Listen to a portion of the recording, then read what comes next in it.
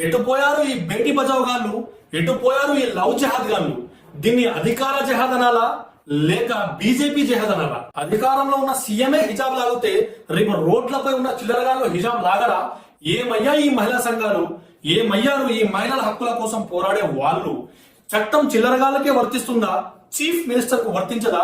ఇలానే ఉందా మన రాజ్యాంగంలో? మన దేశంలో బురకా తీసేసి ప్రౌన్ ఫిలిమ్స్ తీసి పాపం చేసే మహిళలు ఉన్నారు. మన దేశంలో బురకా వేసుకుని పవిత్రంగా ఉండే మహిళలు ఉన్నారు. ఎవరి స్వేచ్ఛ వారిది, ఎవరి హక్కులు వారికి ఇవ్వాల్సిందే. మీరు మాత్రం మరో హిట్లర్లా తయారు కాకూడదని హెచ్చరిస్తున్నాను. బీహార్ గవర్నమెంట్ 1983 ఆయుర్వేదిక్, హోమియోపతి, యునాని కొత్త డాక్టర్లకు నియామక పత్రాల పంపిణీ నిర్వహించింది. ఇందులో ఒక ముస్లిం మహిళ హిజాబ్ ధరించి పత్రం అందుకోవడానికి వచ్చింది.